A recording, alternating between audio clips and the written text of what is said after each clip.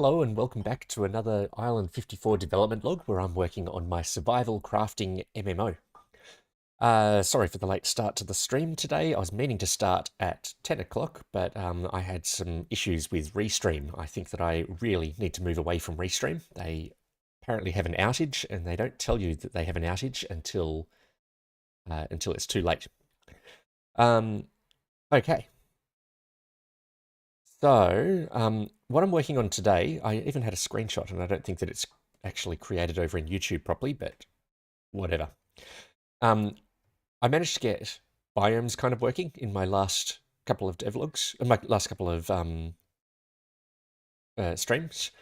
So they're looking kind of good. We've got oceans over here, um, and they'll tend to be in big blocks. We won't have many islands forming inside those, but that's all right for now. Then we've got beaches. These are flat and gradually rising like this. And then we get onto the grasslands, which are hillier and a bit noisier. We've got a nice smooth transition from the beach over to the grassland. It's not always going to be straight lines like this. Now, I am going to have my individual stream managers open. Sorry, I'm getting a little bit distracted over here. The issue is I don't have a way of telling at the moment if people are chatting because I don't trust Restream to actually do that. So let me just get my stream managers open.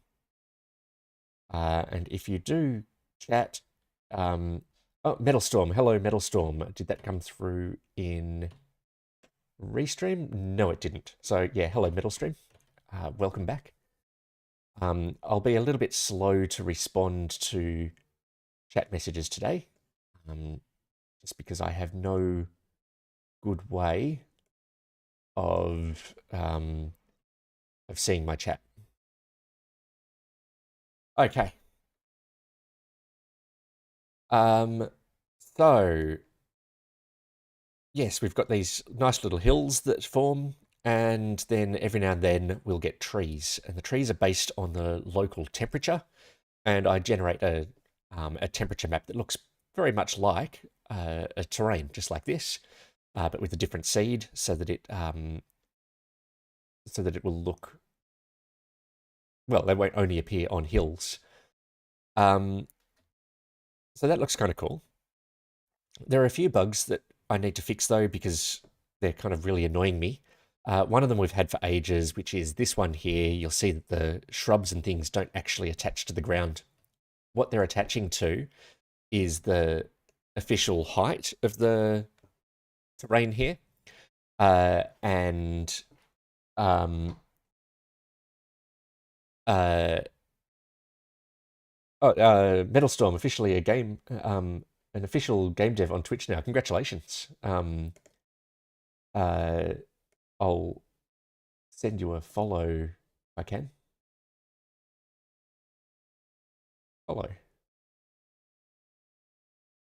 Okay. So yeah, this is actually putting the shrubs at the official terrain height, which is the Hoxel height, but a whole bunch of smoothing happenings, a whole bunch of smoothing happens behind the scenes here. And so that means the terrain mesh is getting pulled down at this point because we want to generate a slope here, and that means that that particular shrub is generating at the wrong location. So I want to fix that today. What else do I want to do? There's another bug, which is going to be a little harder to demonstrate. Let's see what I can do here. You can see that those trees over in the distance over there have, they've remained spawned in. So I visited that spot before, and it's only once I get close enough that the terrain actually spawns in underneath them. You can watch here as we get a bit closer, the terrain spawns in. Now, this is a slightly more complex issue than the hovering bushes. And the reason for this one, I believe, is that as we move away from some trees, like those trees over there, we've moved away from them, the game server is seeing that it needs to delete a whole lot of entities at that point. it's going and starting to generate the deletion messages for those trees, realizing it's about to send through too many, and is then that's causing it to send a chunk invalidation event to cover all of those trees. The client goes away and oh, we've got something working in Restream. Sorry, distracted. Hello, Oslath. We appear to have chat half working, so I might be a bit slow to respond to some messages. I apologize for that. Out of my control, but I will move over to a different alternative to Restream at some point, and that will correct it. So the server will send through a chunk invalidation when it's trying to delete these trees, but of course the client just goes and fetches that chunk, which causes it to load those trees in. And so we're probably getting a whole bunch of problems at that point. Random guy, Restream, I've had some problems with it lately, and unfortunately they don't give you any indications that there's an outage when you're creating events and things. So I created an event for this morning, and it just never created it, silently failed. And it's only once you contact their support, which is very good. I'll admit their support is great, but once you contact their support, they're like, "Oh yeah, we've got an outage. Sorry, you're just gonna have to deal with it," and it's a bit frustrating. So I'll move over to Streamlabs or something like that when I find a bit of time just to work out what I need to do. So, just to recap, my mission for today is fix these hovering issues. These distant hovering issues are more of an issue because I suspect this is causing, if we look at the errors, even just standing here, I suspect we're fetching lots and lots and lots of entities. If we just wait a second here. No, I'm surprised that's not fetching the entities. Ah, yes, I know why. So when the server sends to an invalidation for one of these distant chunks, it's capturing a copy of its data, which is an empty set because it's trying to delete those items. The client goes and fetches those items again, which goes and reinserts them. But then when we acknowledge that, the server says, excellent, they've deleted those entities. So at least we're not getting churn there, which is good.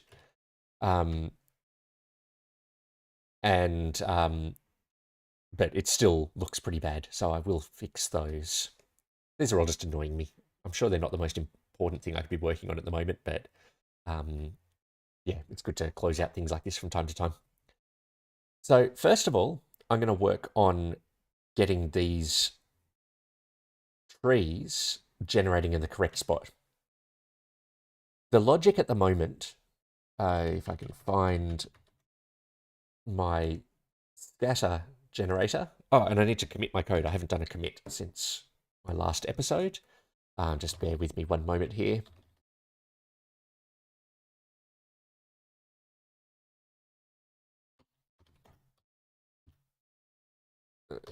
Commit.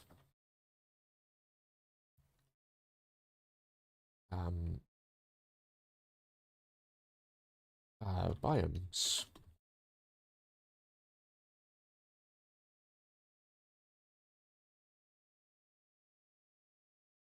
Excellent. My code is committed.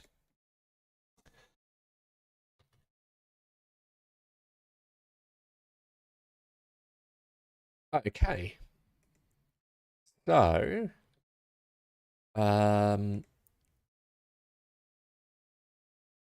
yes, whenever the chunk scatter generator goes to generate some scatter, what it does, well, let's go and have a look at what it does. It loads in, well, it generates a list of hex mods. There's just numbers from like 0 through to 215 or something, however many voxels there are in how many voxels there are in a chunk. It iterates over, works out if it's going to put anything in there. And here, yeah, so it grabs a copy of the chunk, grabs the voxels, and grabs their height. Why did the invisible man, oh, this is your joke. Why did the invisible man turn down a job offer? I think I should be able to get this one. Don't give me the answer yet, random guy. I'll have a think about it while I'm working on this. So we've got voxels. We look up the voxels, we grab the height of it, and that is where we put the item. Now, we can probably do a little bit better than this. We can probably send it a transform. Well, here's the transform. So yeah, let's do it. Why did the invisible man turn down a job offer? He couldn't. He couldn't see himself in the role. Perhaps is that it? Something like that.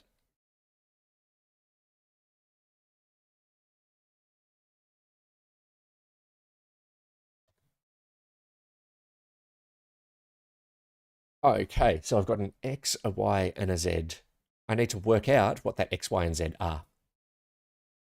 Now, to do that, I need to really think through where I am getting the chunk from. He couldn't see himself doing it. I think I got that one. I think that counts.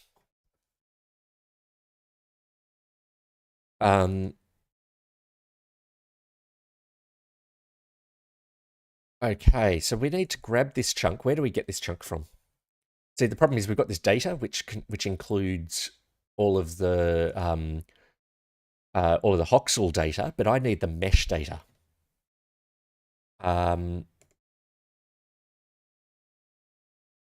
So I'm actually going to change this to a chunk with mesh as well.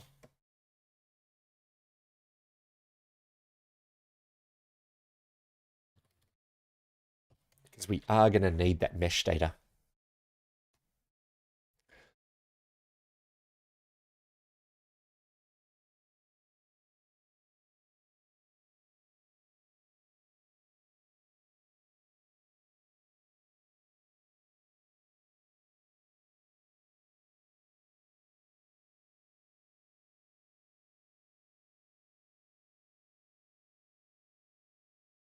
So just bear with me here as I find the correct piece of code. This generate chunk data creates a chunk data. I've also got this mesh data in here.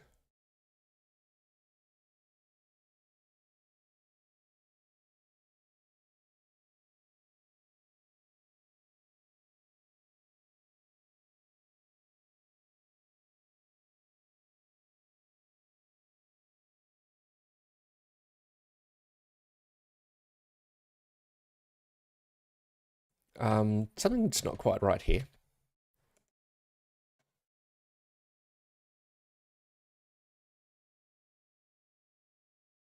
Oh, okay. So what we're doing here is if we say, if the chunk didn't exist,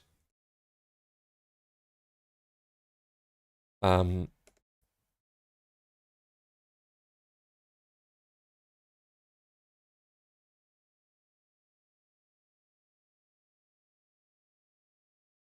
if we already had a chunk, if it existed in the cache and we're permitting the cache to be used, then we just return that cached chunk. Otherwise, we generate the chunk data. Now, this makes sense that we do generate chunk data rather than get or... Yeah, this is get or generate chunk data. So I think we also need to do const chunk mesh is going to be await generate chunk mesh. If we look over here in generate chunk mesh, yep, this just generates a mesh. This is fine.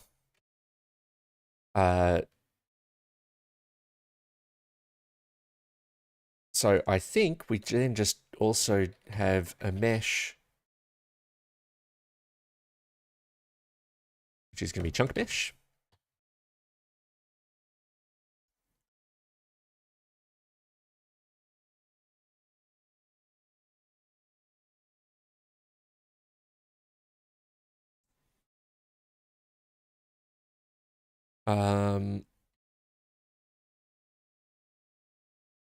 Now, when it calls through to generate scatter, well, when it creates a new scatter generator, it's now passing through one of these, which is now both a chunk with data and a chunk with mesh. It's basically chunk with data and mesh. So I believe we can now look at the mesh. So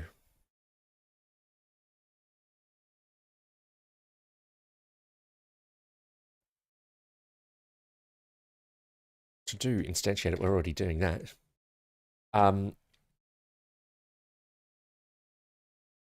So on the mesh, I need to find the actual X, Y, and Z coordinates for this axial coordinate.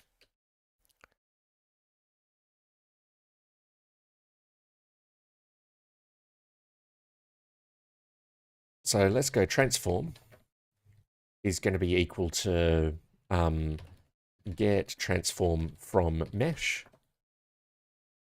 We're going to pass it a mesh. And we're going to pass it the axial coordinate.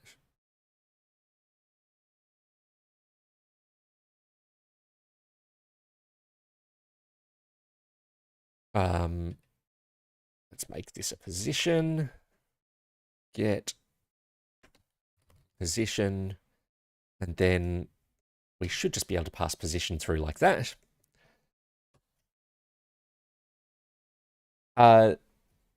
So it's just replying to your comment here, random guy. You haven't heard of the term, the word axial. I'm actually slightly misusing the word. The word really means kind of along or around an axis. So axial would be a wheel spinning on an axle would be axial motion, axial rotation. Whereas if it was wobbling, that would be non-axial rotation. I'm misusing it here, and I can't remember how I ended up with the term axial. It came from the way I implemented my voxels and the hexagonal coordinate system. Oh no, it's not my term. Hang on, I can show you where the term came from. It's going to be Red Blob Games hexagonal reference coordinate systems, and they use this term axial coordinates. So more correctly, I use cube coordinates because I've got a Q and R. Here it is, a Q, an R, and an S. Axial coordinates are when you just have a Q and an R coordinate, and you base and you're using the fact that S is just the negative sum of the other two. Here it is, S equals minus Q minus R. So that is what an axial coordinate is. I should probably be calling them cubic coordinates, but it turns out they're mostly interchangeable. They are actually the same thing, just expressed in slightly different ways. Get position from mesh. So yeah, I need a function called get position from mesh. We'll make it global. It needs a mesh. And it needs a coordinate. So axial coordinate just means coordinate within a chunk for me.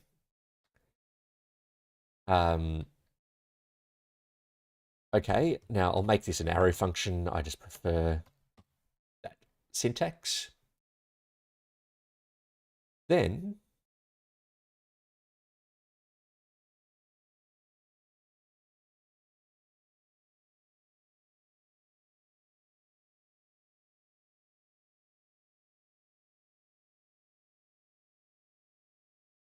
what do I do next? I have no idea how I'm going to find the correct mesh. I guess the best way to do it, I've got a bunch of triangles defined in this mesh. If I find the three closest points, will that give me what I want? Not quite. Let me pull out Excalidraw.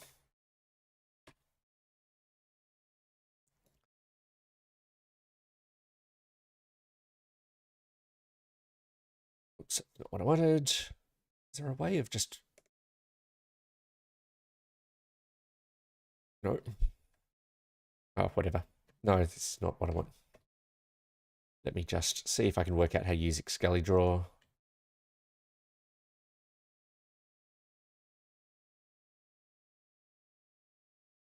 Give me a moment here.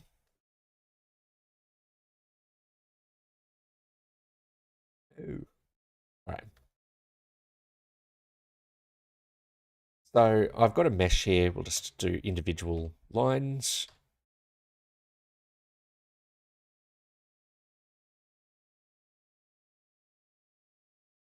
Oh, here we go. Edges. Let's try this again.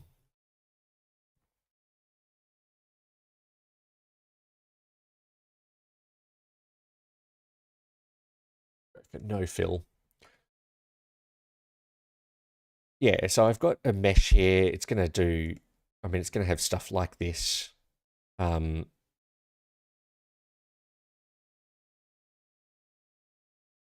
2, 3, 4, 1, 2, 3, 4, 5. That's not right, but it's meant to be 6.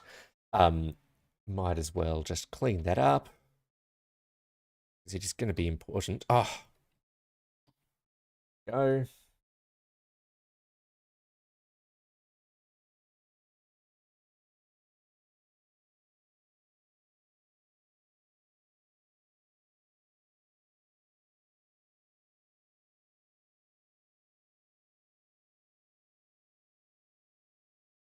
Here we go. I'm kind of trying to draw a hexagon, but I want to be able to draw over it. And it doesn't need to, I don't want it to be a smooth hexagon, is the other thing. I intentionally want it not to be. I'm just opening your link here. Ah, okay, there we go. Yes. But I'm specifically after having these edges. Ignore the double edge in here. Yeah, I'm sure there was a better way of doing that. Do they actually have a hexagon tool, by the way? If you know Metalstorm, whether or not that I can use one of these to draw a hexagon? I don't think I can. So what I need to do, I'm trying to find for any given point, like if there's a point just here, I want to find which triangle it's in. And so one way I can do that in the general case is just find the 3 nearest vertices. In my case, I know that the 3 nearest vertices should... so turning this into a planar mesh, so ignoring the y dimension, take the 3 nearest vertices, that gives me the correct triangle, and then from there I can just linearly interpolate between those 3 points and find the correct height. The problem is, if I go and search for this point right here, right in the center, what are the 3 nearest vertices? Well, this one is definitely the nearest. If I were to pick 2 other vertices, like this one and this one, that would be fine as well, but there's no guarantee that's what will happen. Nice. Top right book icon. Add library. Browse library. Nice. Software architecture. Yeah, awesome. That is handy. And I don't think I actually want this one. How do I get rid of that one? All right. Yeah, good to know. Thanks for that, Metalstorm. So when I choose this point, I'm probably going to end up with just 2. We're going to end up with the center point and then 2 other random ones. And so it's probably going to be like that one and that one. And the question now is, can I, do I care if it's not a real triangle? So I don't think I actually care, do I? Because if the triangle is wrong, in this case, we're going to end up with like an invalid triangle. That's fine. It may even be a degenerate triangle, as in a straight line. But when I do the linear interpolation, I think I'm going to get the correct altitude anyway, because I'm going to say, well, we're right at this point. So I think we're okay. So the correct algorithm, I think, is to just choose the three closest planar, the three planar closest vertices. So let's implement that quickly. So we'll take hoxel.xz,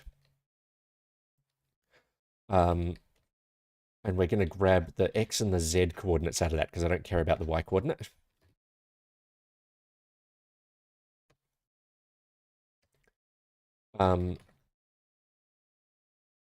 Voxel position is going to be a new vector 3 of x, 0, and z.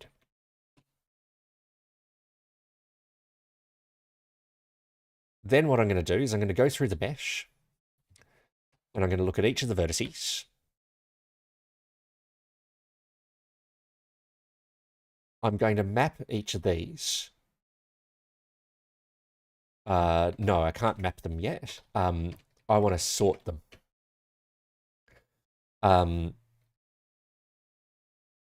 A, B. Now, what I want to do here is I want to sort them based on their planar distance to the voxel position. So by planar distance, I mean ignoring the y dimension. So let's go const planar A is going to be a new vector 3 using A dot, what does a mesh vertex look like? That's just three numbers. So that we want A0, 0, A1, A2, sorry. So that converts one of these mesh vertices to planar coordinates. Let's do the same for B. Planar B is going to be new vector 3 of B. B is, yeah, like this. I can type faster than I can talk, apparently.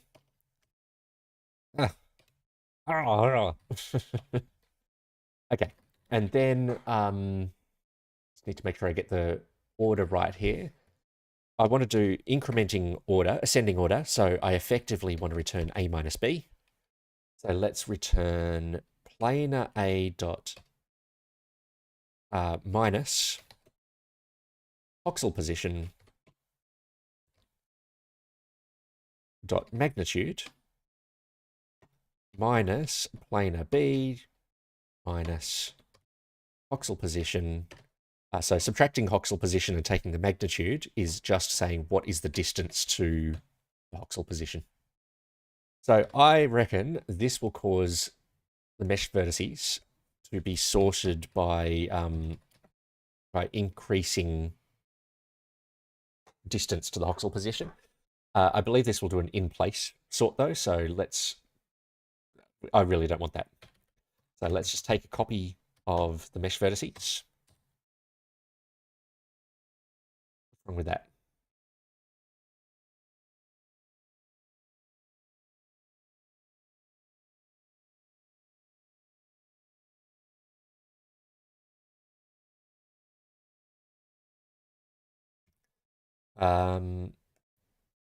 I'd say this is just a problem with, it's a compile error. Duplicate identifier mesh. No usage is found.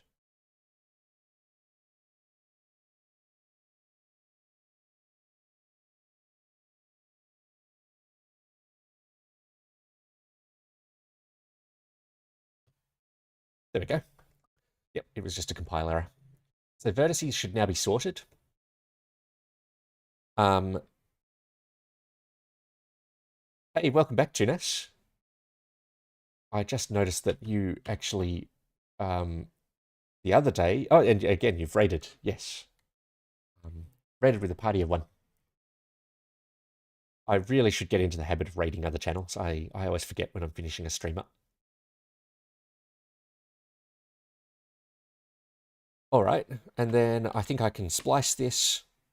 I just want to take the first three items. So these vertices here should define a triangle, which in the most common case, oh, where's my code? No, where's ExcaliDraw? In the most common case will be a triangle from the mesh. So I just want to do a linear interpolation. In degenerate cases where we are aligned with a vertex in the mesh, it will return potentially a degenerate triangle, but we don't care. It's still a triangle that we can linearly interpolate. Not much, random guy, just implementing this code to find the height on a mesh. It's basically a raycast, but it's a raycast always from above, pointing straight down at the terrain.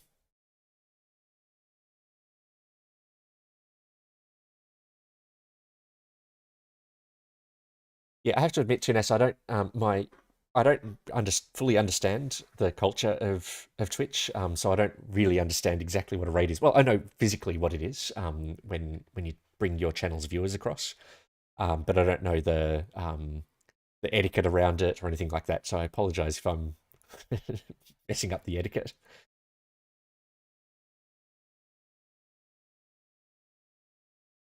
But yeah, I've not really used Twitch myself. I'm mostly a YouTube user rather than Twitch.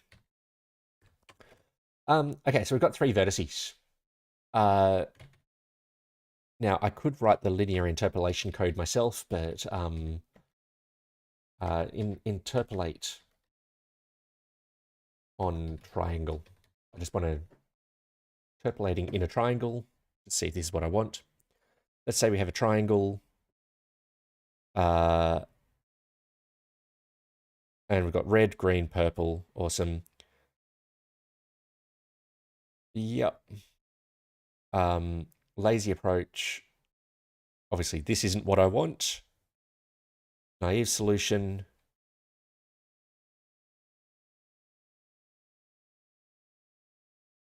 Yeah. This looks pretty good. This looks close to what I want, except I want height instead of color. However, if we shift the triangle a bit,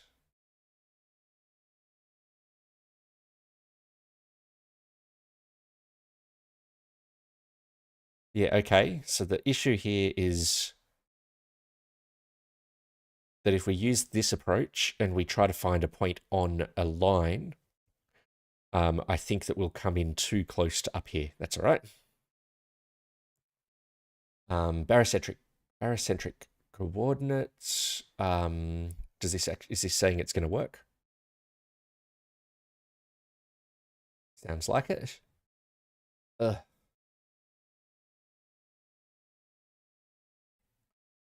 Okay.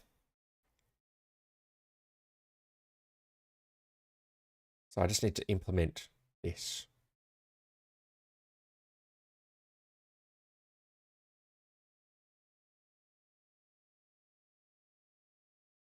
So we need to find weights that add up to 1.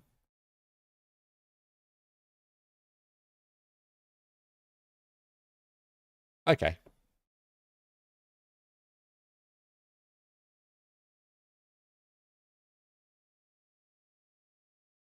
I'm just going to implement this and just see what it looks like.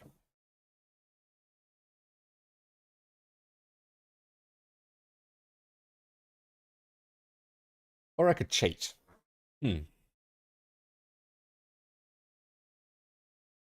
I can simplify this a lot. And the reason I can simplify it, this is also known as kicking a can down the road, is this.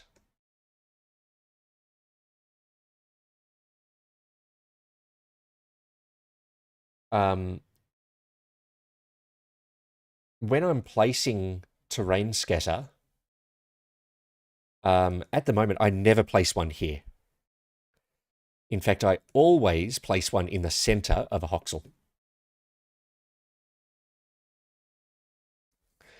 And when I'm placing it at the center of a voxel, this is actually really simple. We actually just want to grab the closest vertex.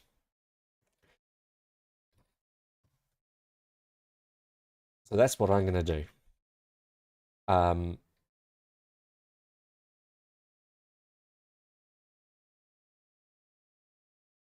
But I can slightly simplify this code. Because I need to map each of these into a vector anyway, let's do the, I'll do that here. Mesh vertex value goes to a new vector 3.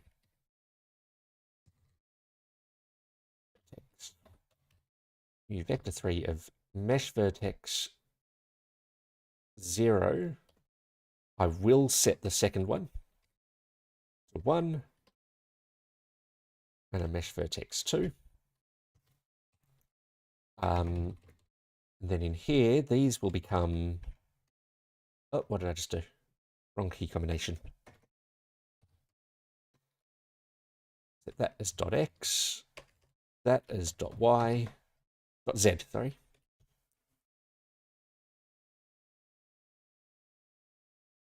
I'll just quickly check if I have a, oh, I can do even better. Watch this.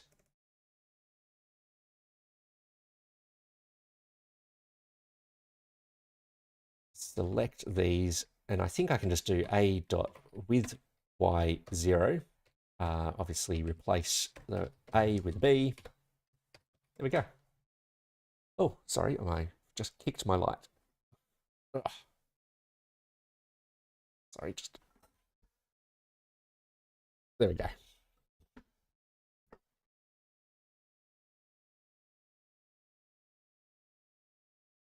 Sometimes I know that I do have general issues with audio sync, and it's something I've never gotten around to fixing. It's a combination of me using some filters on my voice to reduce background noise, and my green screen. It sounds a bit weird to have to be the issue, but they take different amounts of time to process, and I've tried to put a fudge factor into OBS to cause it to resync them, but I think that sometimes the processing slows down on the green screen, and that causes things to come back out of sync.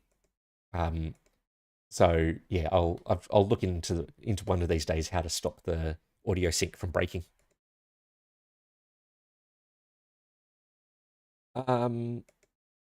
Okay, so we sort those, and then we just return the closest one.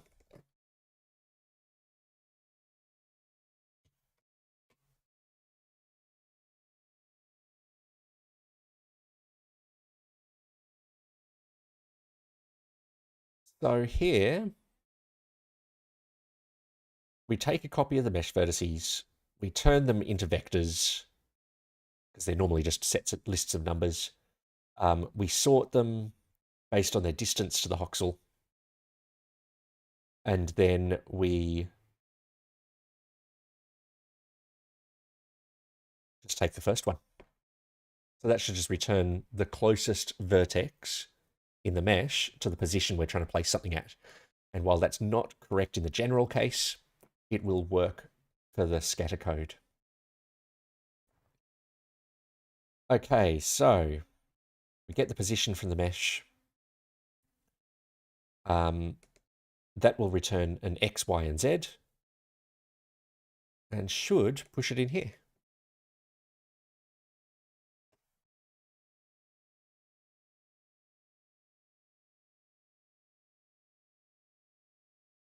Come back to here, and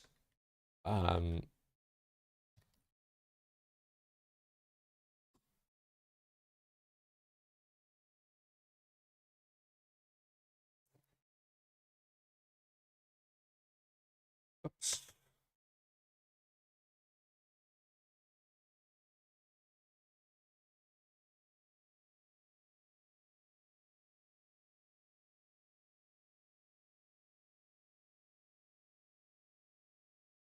Okay, so time to test this.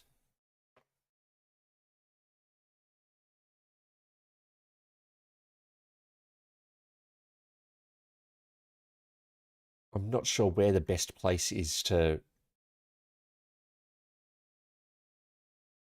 test it. I guess if I put a breakpoint here, we should see the position getting set.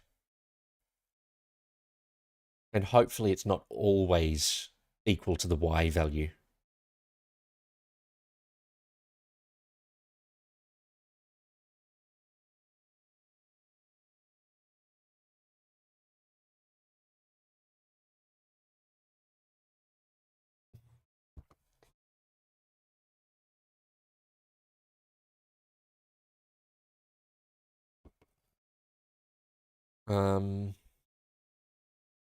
This does not look like it's working.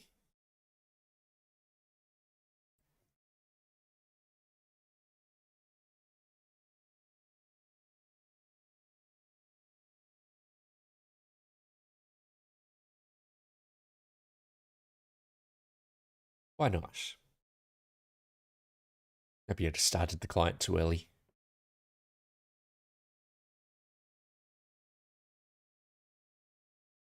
No.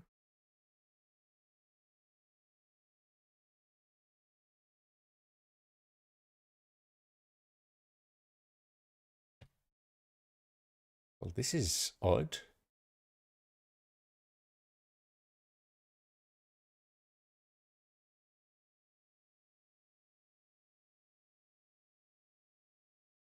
I wonder if I've caused an infinite loop. Yes, that is indeed the issue. Yeah, I had a feeling when I was writing the code, this could have been a problem. The issue I have, I think, is when we generate the scatter, before we generate the scatter, we come in here. And we'll just hit that breakpoint. We generate the chunk data, that's fine. So I'm going to press F8 to step down. Now when we go to generate the chunk mesh, I bet you this is going off and recursing. So if I press F8, I bet you we just hit this breakpoint again. Yeah. Okay. That is slightly unfortunate. I think the fix for this is actually going to be to pass chunk data through here. Yeah, you can see it here. It's trying to get or generate the chunk data. The problem is we are in the process of generating... go away. We're in the process of generating this chunk data, so we can't call in here. So instead, just jump back. What is chunk data?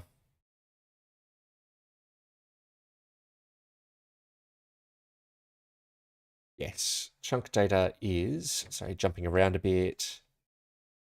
Chunk model.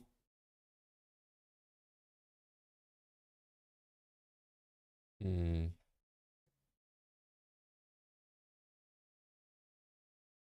just need to type of this. IntelliJ might be able to do it for me. Can we change the signature of that? Yeah, it is a chunk data. But this needs to be optional.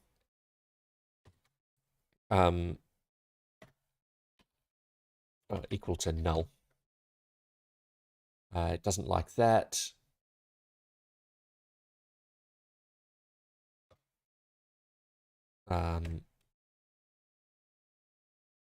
No. Why can't I set that to null?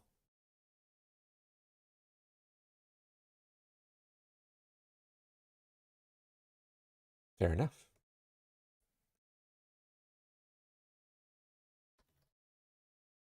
Let's just make it that it could be undefined. Is that the same as that? Is that valid? No.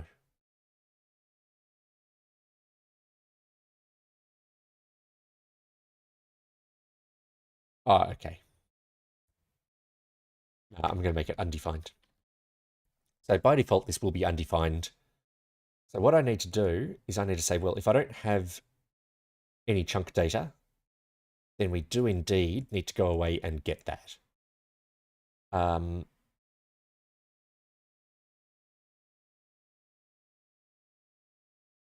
So I am going to put in here, let chunk data, and it is a chunk data. Ah, no, we've already got it. If not chunk data, then go away and do all this stuff and set chunk data to be chunk.data. Okay, this might work. I have... If chunk data is defined, then it will come in here. Oh, we're not quite right because this needs to be chunk data.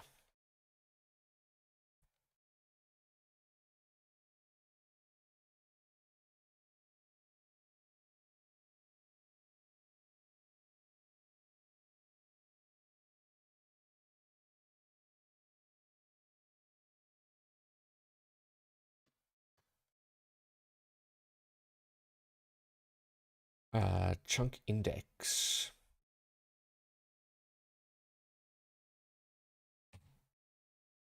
Yeah.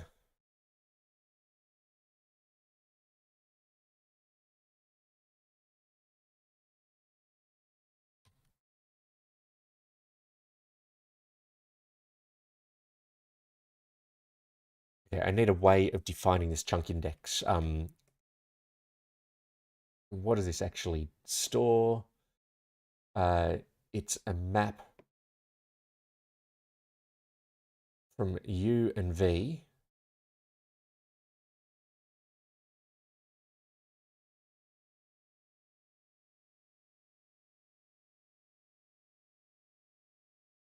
to...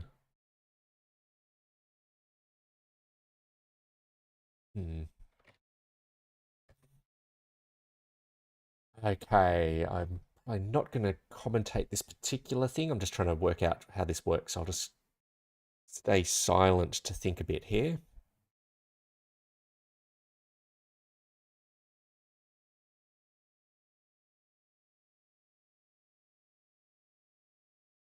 For chunk index.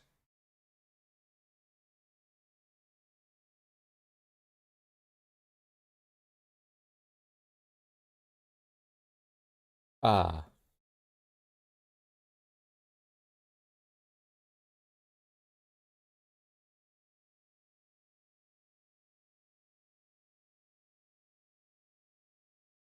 this is an issue.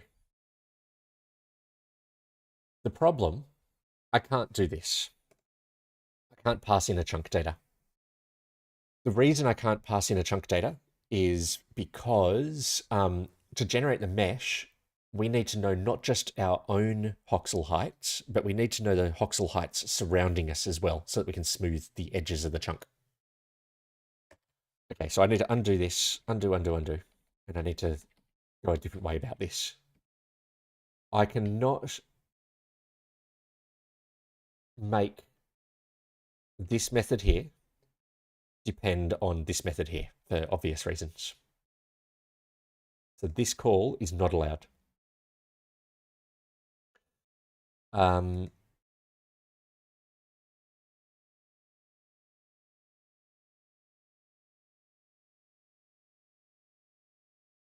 let's take that out. Not allowed our chunk mesh.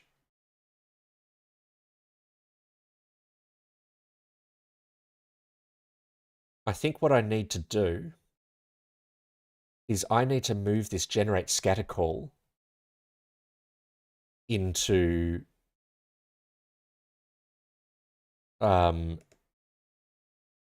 the mesh generator. And that makes sense because I'm saying here to fix this bug, I'm saying that the scatter locations depend on the mesh. Before, it used to depend just on the voxel heights. I didn't say much, random guy. I was just, I was actually just doing a bit of quiet coding because I was getting confused. So let's basically undo all of this.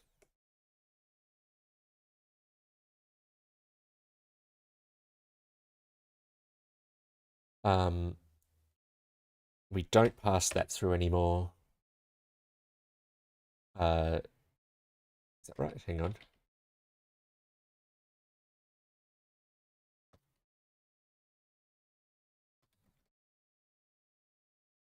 Let's just look at what I've changed. This stuff is all related to my failed change. This stuff is all related to my failed change. I want to keep this. Position from mesh is okay. All right. So I think what I'll do is I will revert this file.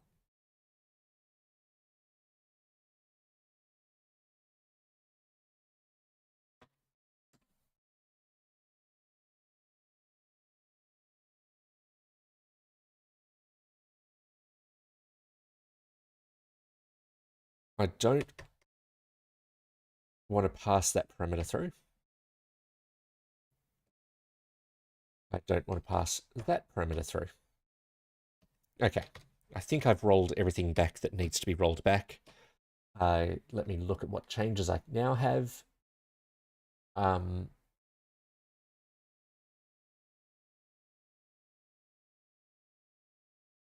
Yep, so this needs to change.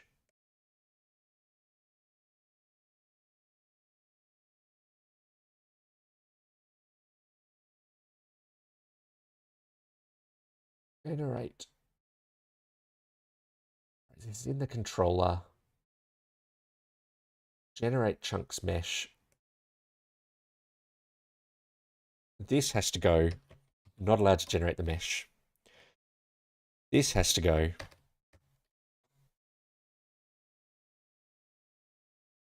This code here has to move.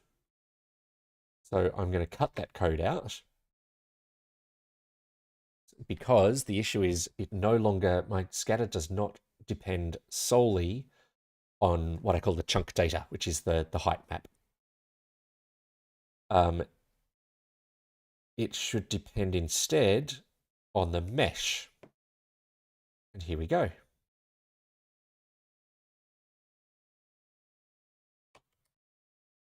Is it as simple as that? What was chunk existed? Chunk existed is just that.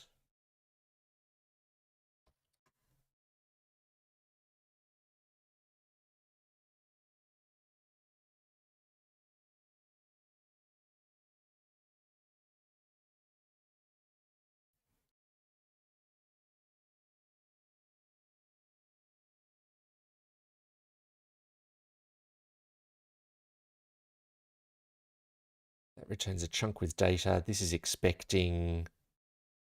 Is this expecting? Oh, this is wrong.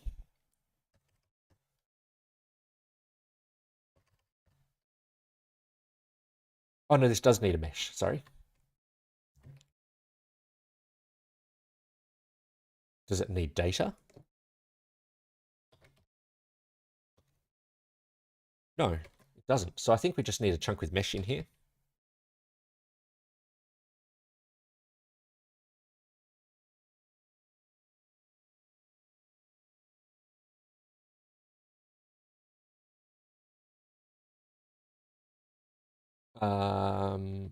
No, I need both. Okay, so I need chunk with data and chunk with mesh. Okay. Catch around random go.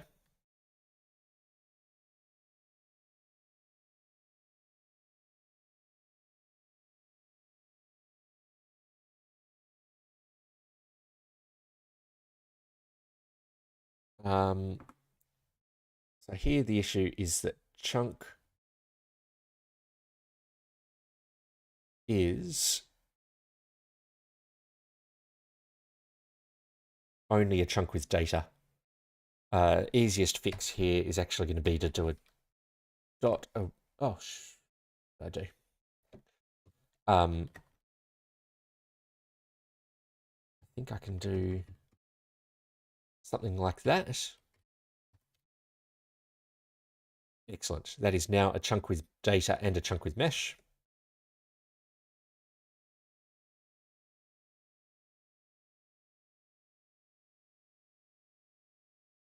So it should now generate the scatter a little bit later in the process, but it should have all the information it needs in order to process it. So let's try that out. Docker compose down.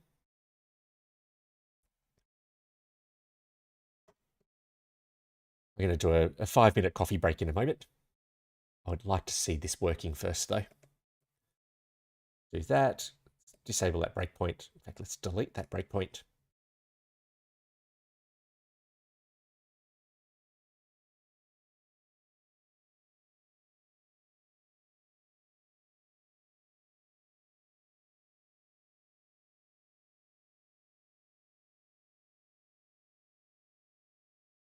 Make sure it's running and stable. That looks stable. Fingers crossed.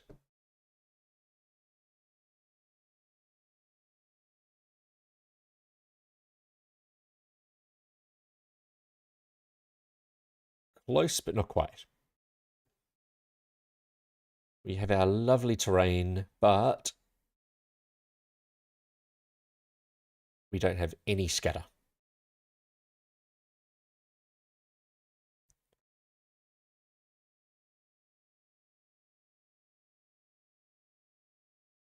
All right. Why do we not have scatter? Let me just look at the old code. Make sure that there was nothing in the old code that is stopping it from generate. Like, do we tell it not to generate any more scatter or something? So when we generate the chunk data, we pull something out of cache, we return it if we should. Otherwise, we generate the chunk data. This goes through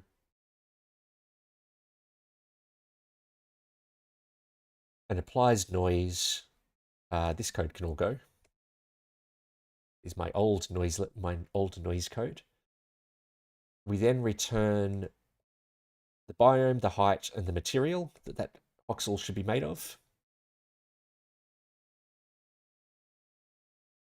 And that is all we return. Okay, so chunk data is just a bunch of voxels. We create a new chunk. We set its coordinate. We set its voxel data. We set its ID if we had one. So that is, if we bypass the cache, we need to make sure the ID doesn't change.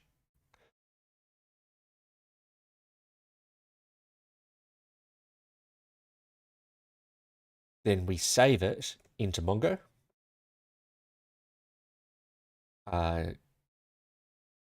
Query for chunk. Yep, so it just says find a chunk with this U, V, and W coordinate and overwrite it with this. It's an upsert, so it'll either update or insert. Oh, hang on, I've changed code. Yeah, that's it there.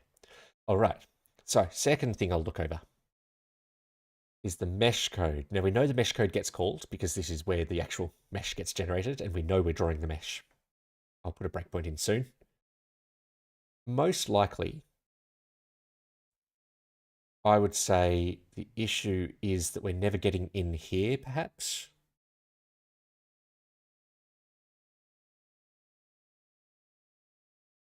Yes, here we are.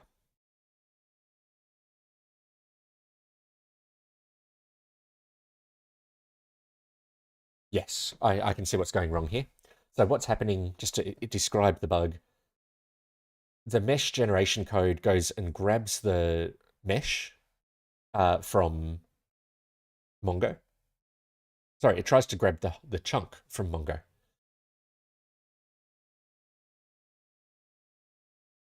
And from that, it grabs the mesh parameter. Existing chunk is just this object that comes out, and that's really just going to have a .mesh parameter. So this should actually be not existing chunk dot mesh. I think we need brackets around the whole thing. Because we will always get an existing chunk object out if we had ever generated the Hoxel data, just it'll have the Hoxel data trimmed off because we've not asked for that information. But we will get an object back out from Mongo, but it will be just an object with no mesh. It'll have a U, a V, an ID, all that kind of stuff. All right. Let's try this. I need to delete my database to force it to regenerate those meshes. Oh, that is not going to work. That's not even going to close to work. Just run that. That will crash. Okay, once I see this working, I'm going to grab my 5-minute coffee break.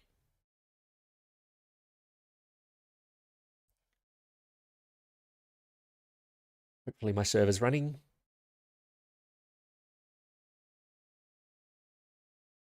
Yeah, here we go.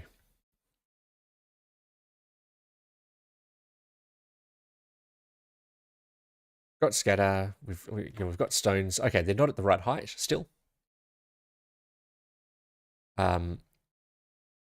Most likely that's because my entity service is just ignoring that position item. So that's what I'll fix next.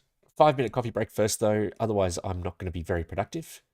I'll just get my screen set up. Excellent. So I'll see everyone in less than 5 minutes. I'm normally pretty quick with this.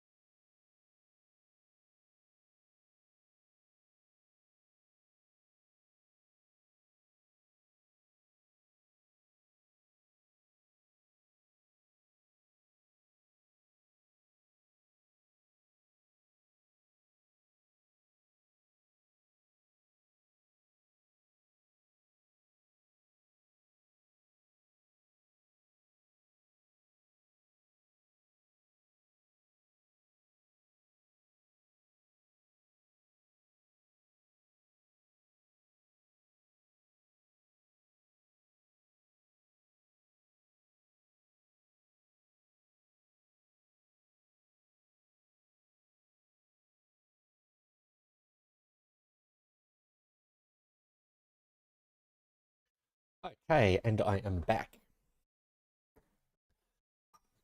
Let me just look at the time so I know when I can press my coffee. Okay, it's 1:15. Cool. So still not working.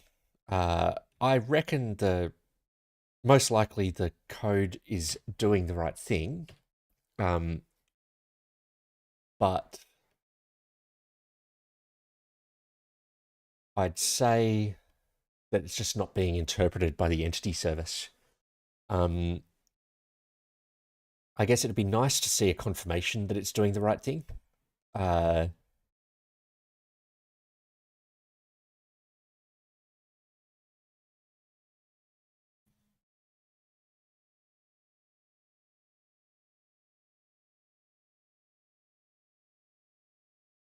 why is that breakpoint never being hit?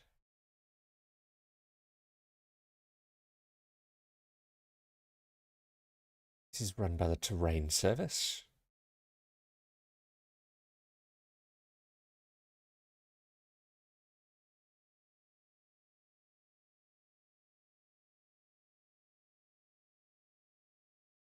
Oh, I'm not running it in the debugger.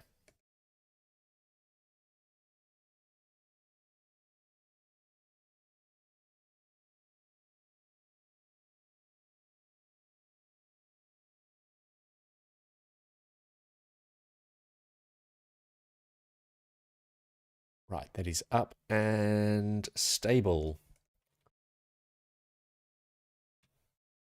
So if I just run a bit, I should generate some more terrain. There we go. That's died because yeah, my service is breakpointed. That's all right.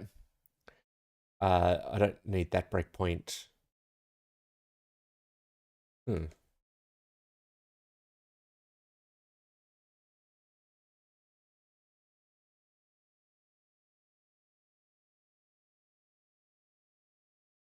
Oh, yeah, I've crashed something, and we're now at the edge of the world.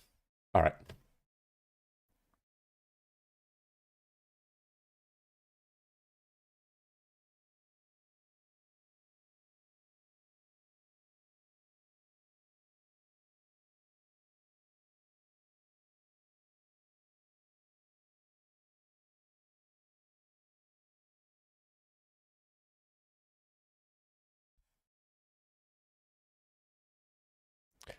That is stable. Run this. Maybe I should have deleted my database. Let's just run this way.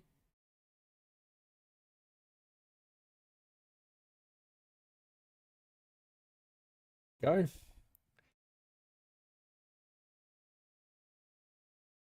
So I'm trying to find cases where the height and the position don't agree. All right, here they don't agree by a little bit.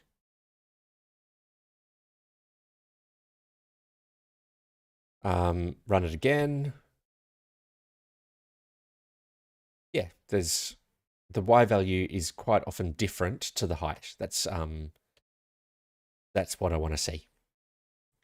So we are at least doing something in here. So next, the question is, what does the entity service do with the transform position? So let's come into the entity service. I'm going to restart everything so that I can be ready to debug the entity service.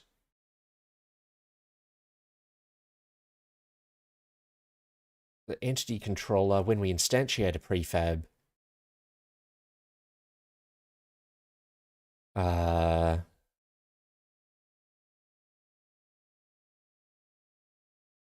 why half the trees appear upside down? I did fix that one.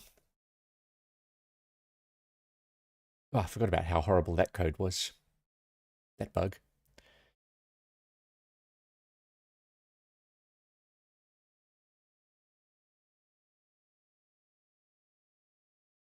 Here we go. This is wrong.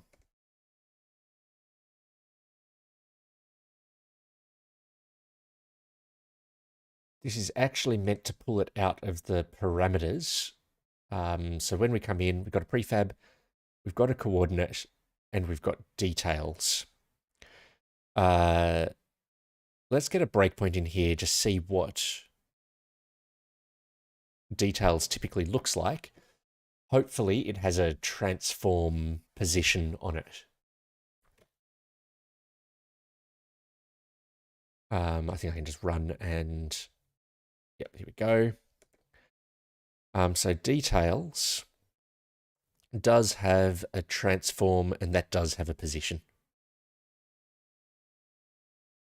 Oh yeah, we're already using the transform.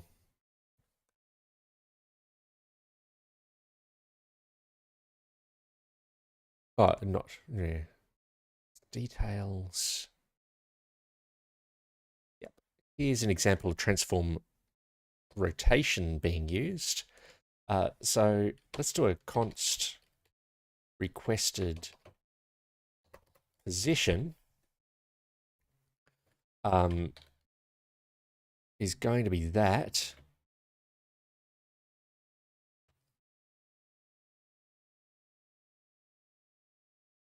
And then down in here, we're going to do a requested position or go and calculate it. So if the caller specifies a position, we'll use that. Otherwise, we'll just use the position from the coordinate that was specified. So I can still do this from the command line.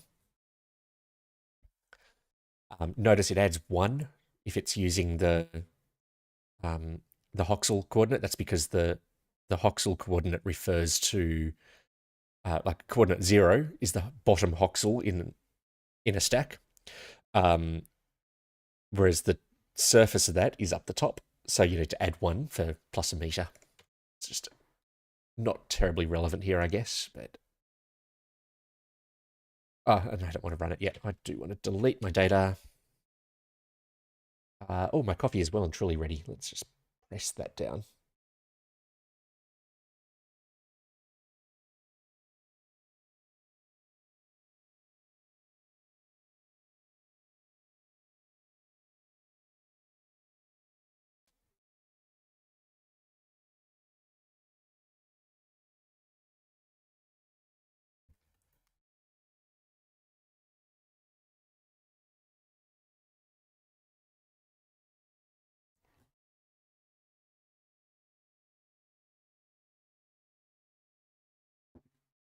Oh, that's hot. It's got some grounds floating on it. That wasn't particularly pleasant, that mouthful. Rest of it looks fine. Okay. Run that. Disable this breakpoint. Kill my client while that's coming up.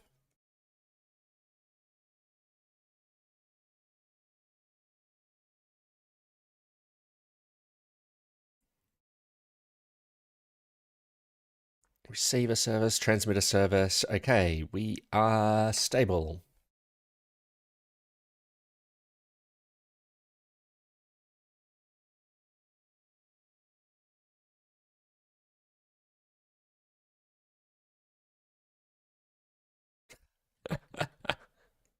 Hey, what's this doing?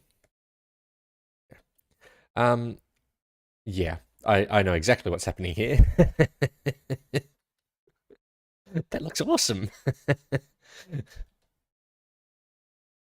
I like that. But yeah, that's not quite what I wanted. I know exactly what it is. The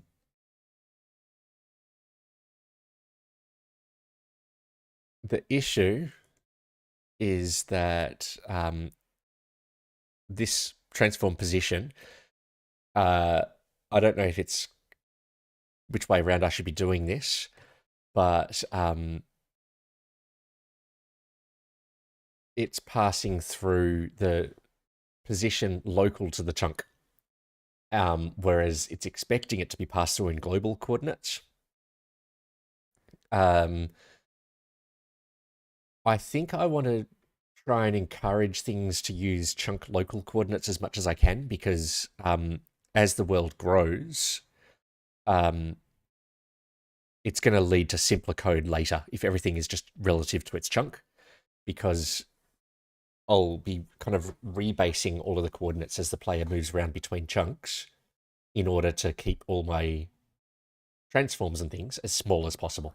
Get the maximum precision out of the floating point numbers. So yeah, I'll allow this to continue being passed through locally. But what I'm going to have to do here is I'm going to have to add the coordinate, sorry, the chunks X and Z coordinates. So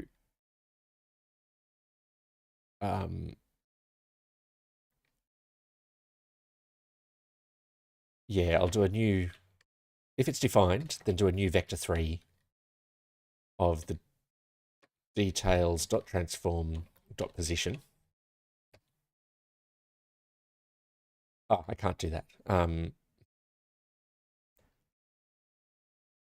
All right, dot x details dot transform dot position dot y details transform position. Do I actually have a factory on here, like vector3 dot?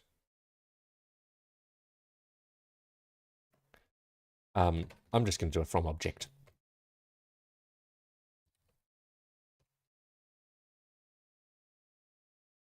Like this. So this will just take a an object which has an X, a Y, and a Z, and it will return a new vector using X, Y, and Z. Yeah.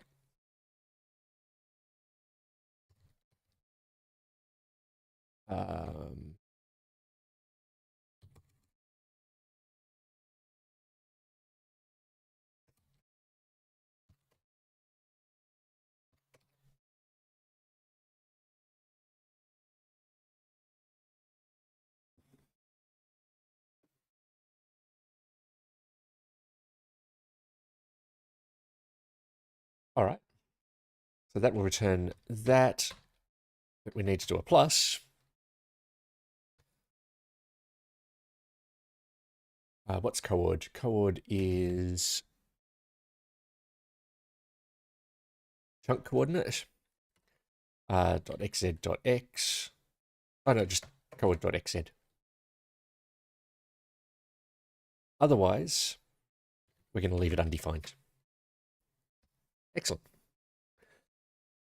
So if the user, well, if the caller has specified the transform position, then we take it, we add the xz coordinate of the chunk, and yeah, that's easy. All right.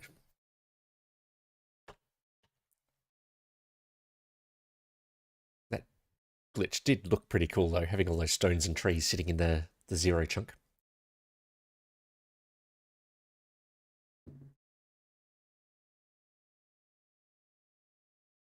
Oh, I thought I ran that already.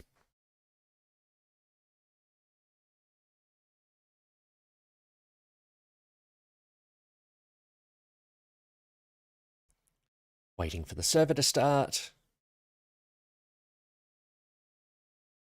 Wait for it to go stable. UDP receiver, UDP transmitter, Redis server. This is looking stable. Okay.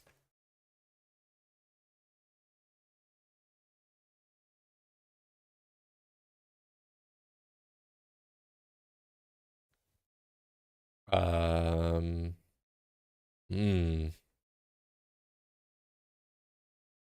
Cool.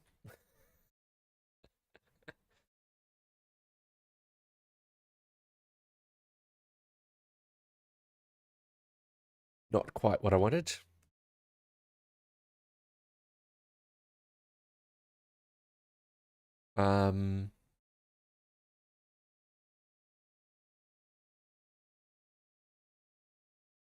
What on earth could be causing that?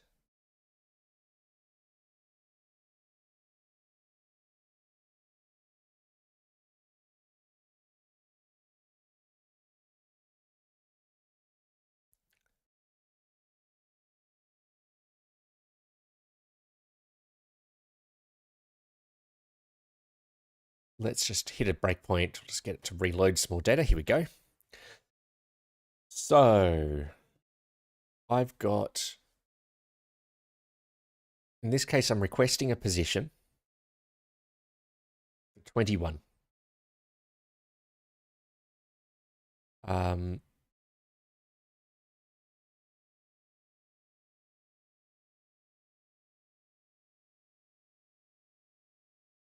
Oh, coord is a coordinate. Oh. Yeah, this is a trivial problem. I thought this was a chunk coordinate, but instead it's the coordinate, the full global coordinate of the voxel. So I actually need to ask for its chunks, xz. Easy. Run that. I'm not sure if that will let me just continue running it.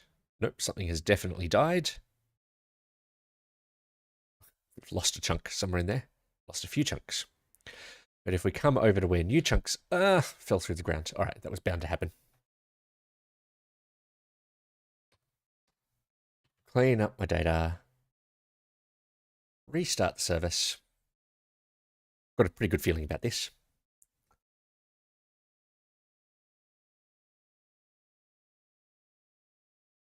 Yeah, as you see, the client has no real error checking in it. So if it fails to, no error recovery, I should say. If it fails to load a chunk, then it just never gets that chunk, which is a bit of a problem. These are all things that need to be improved in time. But they're not my top priority yet.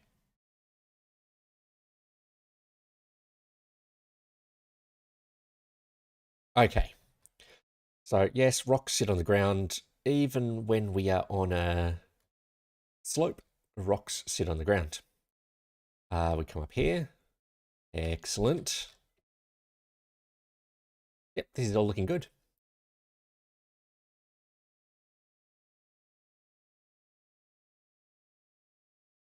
There's a little bit of a gap there perhaps, but that could just be a problem with my model. Yeah, I can't convince myself there was a gap. Oh, right. So I'll just get that committed.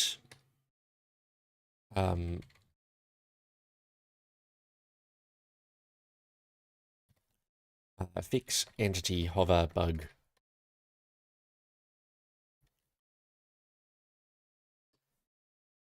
Excellent.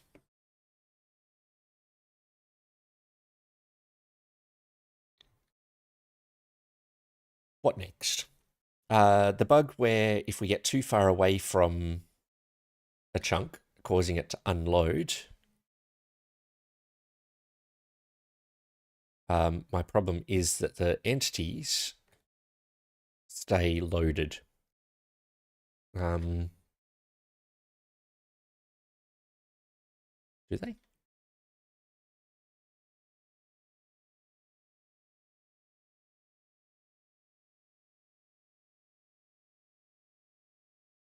All right, what about if I come over here? I'm going to try and make this one a bit easier to reproduce. I'm just going to decrease the radius. I need to do this in 2 places at the moment. I need my chunk stream system. It has a parameter on it, which is the render radius.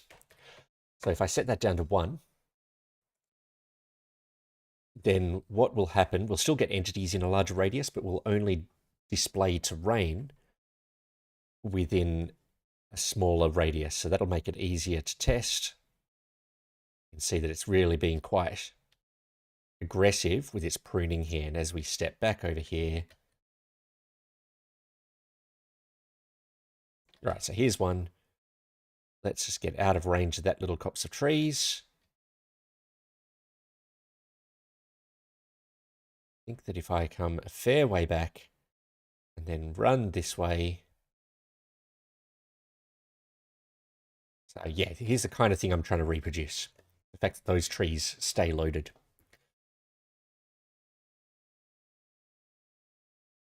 So what I'll next do, because the server does think that it's that those chunks should be loaded, I'm going to change the UDP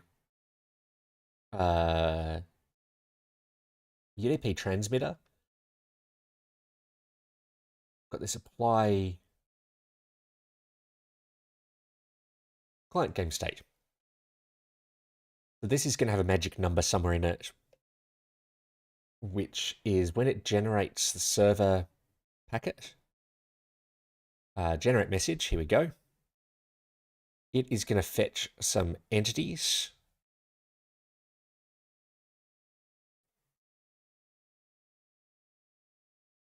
No, it's whoever's calling into this that fetches the entities. Entities. Here we go. No, this only generates entities for a single chunk. That's interesting. I thought I had done that as two. Okay, so it is my belief that these trees should in fact have been deleted, as should all of these stones over here that you can see floating. The problem should be simple. I might need to change the protocol though. When we generate a delta,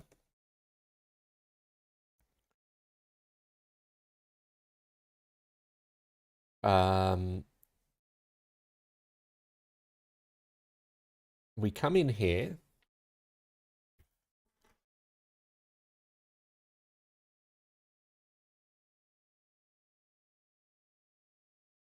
let's see.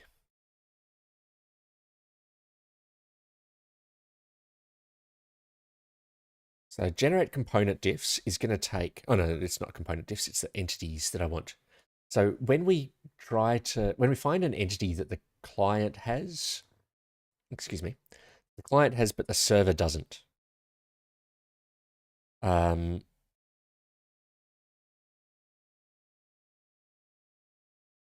sorry, let's just check that I do have a test case for this as well. We need to make sure that we can delete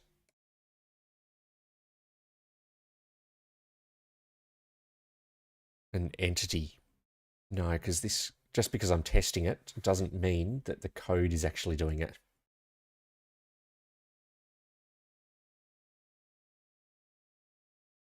Okay. When we generate a message, we tell this class what the server thinks the client should be seeing after the message has been generated.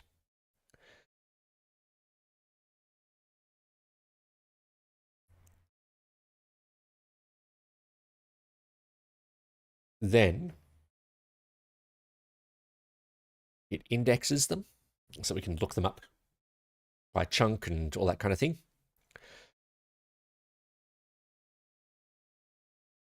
We create that index that just takes those entities and updates the index.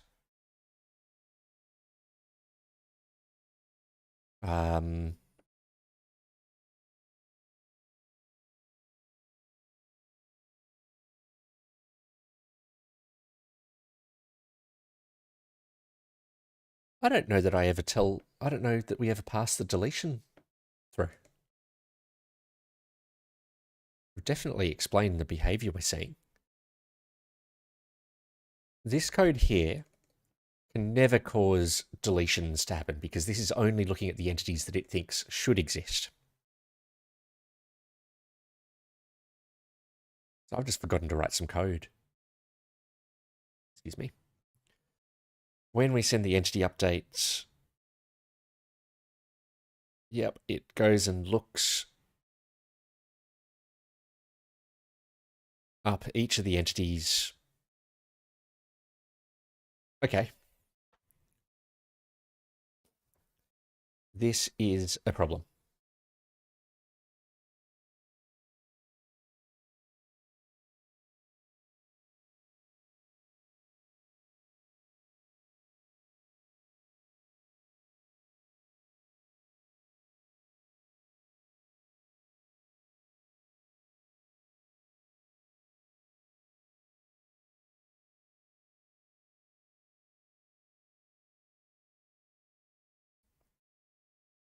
But if this doesn't work, then how is inventory working? Hold on a moment.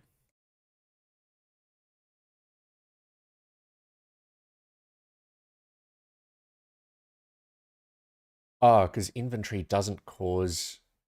Does inventory not cause the item to be removed? It should. All right. I'm going to bring a client around here. I'm going to do a build so that I can start a second client.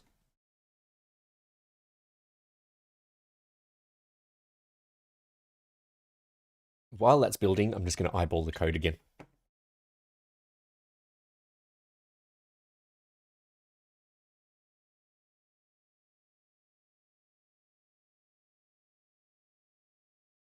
That build failed. Is it a legitimate error? I quite often get failures that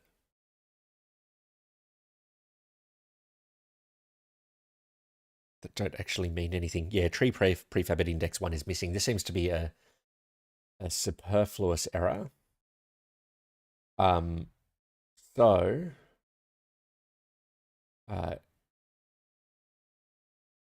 file, build settings. I think if I just go build up here,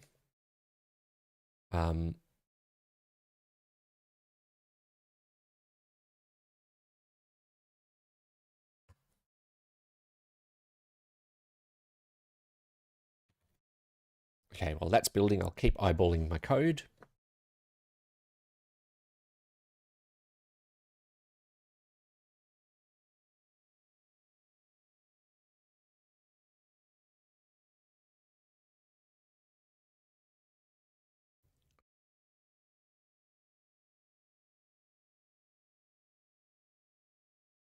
So I've got this client state.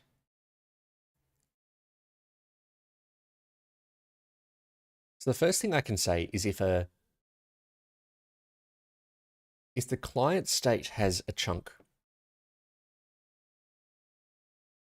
that the server doesn't want it to have, it should be possible for us to just send through a deletion for that entire chunk. Now, let me look at my protocol. Hey, that built. So back to testing my code.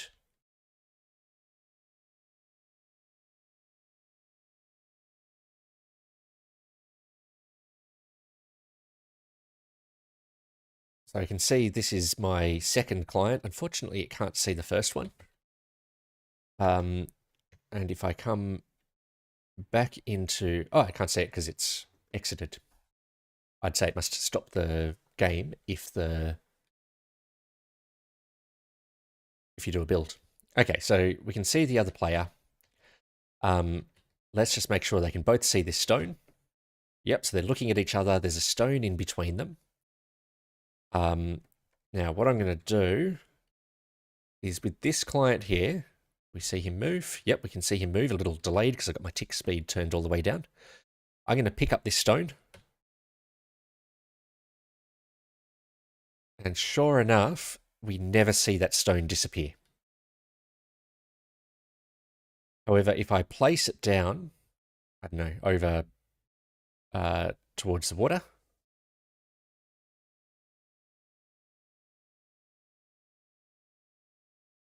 it also doesn't see that.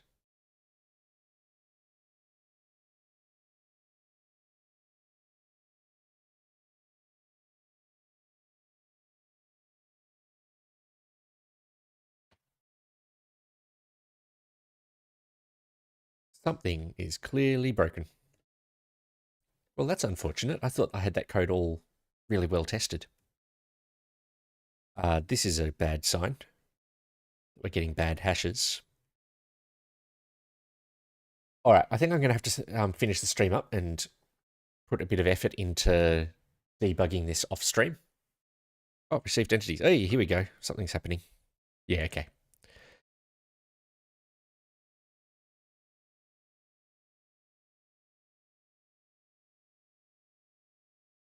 Yeah, I need to look into this.